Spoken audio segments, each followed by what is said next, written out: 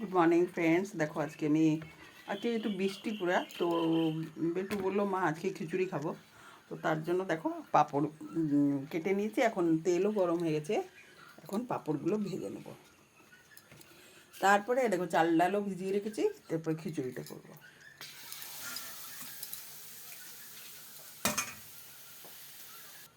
তো দেখো পাঁপড়গুলো ভাজা হয়ে গেছে। এবার খিচুড়ি হতে তো টাইম লাগবে, পাঁপড়গুলো যদি নেতিয়ে যায়। তো এখন আমি এই যে একটা ক্যারি ব্যাগ নিয়েছি, এর মধ্যে ভরে রেখে দেবো। তো দেখো পাঁপড় ভাজা তেলটার মধ্যে কাঁচা লঙ্কা, শুকনো লঙ্কা, তেজপাতা, জিরা, মেথি, আদা সব দিয়ে দিয়েছি। তো দেখো চাল ডালটাও এখন মিশিয়ে নিয়েছি। এখন এটা অনেকক্ষণ ধরে ভাজতে হবে, প্রচুর ভাজতে হবে, ভালো মতো ভেজে নিয়ে হবে। তো দেখো প্রায় 7 মিনিট ইয়ে করে নিয়েছি, ভেজে নিয়েছি। এবার জল দিয়ে দেবো।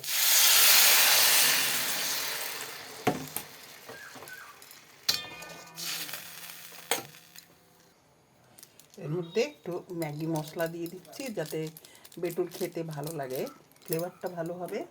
তাই জন্য কালকেও ম্যাগি খেয়েছিল, তো ওর থেকে বাঁচিয়ে রেখেছিলাম একটা প্যাকেট। 2-3টা প্যাকেট খোলা ছিল, তার মধ্যে একটা প্যাকেট বাঁচিয়ে দিয়েছিলাম। তো দেখো ম্যাগি মশলাটা দিয়ে দিলাম, আর এইটা কালকের আলু পনিরের তরকারিটা এটা এর মধ্যে দিয়ে দিলাম। বেটু তো পনির খুবই ভালোবাসে, এটা দিয়ে দিলাম। ওই জন্য আজকে আর আলাদা করে আলু এর মধ্যে মিশাই নি, আমি এর মধ্যেই আলু আছে। তো দেখো আমার খিচুড়ি এবার হয়েই গেল। এবার ফুটে চালটা সিদ্ধ করে হলো। এবার নামানোর আগে একটুখানি ঘি দিয়ে দেবো, তো এটা ভালো করে চালটা আগে সিদ্ধ হোক।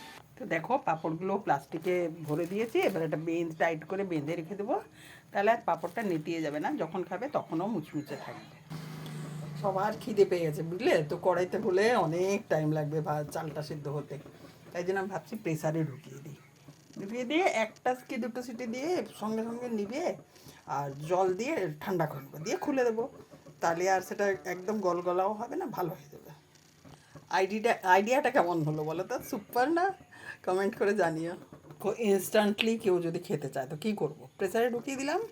এবার হয়ে গেল, প্রেসারে 2টা সিটি ফুল ইয়েতে ফ্লেমে 2টা সিটি দেবো, তারপরে বন্ধ করে দেবো। করে মানে জলের নিচে কলের নিচে রেখে দেবো, যেই ঠান্ডা হয়ে যাবে খুলে দেবো। তো দেখো খিচুড়ি আমার হয়ে গেছে। এবার ঘি দিয়ে দিই এর মধ্যে।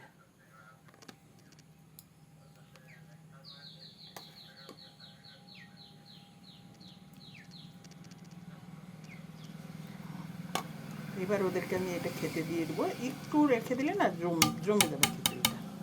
তো ওদেরকে দিয়ে দেবো। আর দেখো আমার জন্য, আমি খিচুড়ি খাবো না, যেহেতু মুসুর ডাল দিয়ে করেছি, শ্রাবণ মাসে আমি এগুলো খাচ্ছি না। তো আমার জন্য এখন আমি এই যে ছোটো ছোটো আলুর দম করব। এটা আমি কাঁচা আলুর দম করব, সেদ্ধ আলুর দম আমার ভালো লাগে না। এই যে কাঁচা আলুর নিরামিষ করব, জিরা আদা এগুলো দিয়ে নিরামিষ রান্না করব। তো দেখো পাঁপড় ভাজা আর খিচুড়ি এবার দিয়ে দেবো খেতে। তো দেখো বেটুকে দিয়ে দিয়েছি। বাবা কেমন হয়েছে? তো দেখো আমার জন্য এবার নিরামিষ আলুর দম করতে শুরু করলাম। এটা ভালো করে কষে নিয়ে তারপরে প্রেসারে দিয়ে দেবো, তাহলে মানে নরম হবে এটা। কাঁচা আলুর দমটা প্রেসারে করলে কী হয় বলতো, আলুটা যে ফেটে যায় তখন স্বাদটা খুব ভালো হয়। আমি এর মধ্যে গরম মশলা, জিরে গুঁড়া, ধনে গুঁড়া, কাঁচা লঙ্কা, শুকনো লঙ্কা, তেজপাতা সব দিয়ে দিয়েছি। বাস এবার নামানোর সময় একটু ভেজে দিই।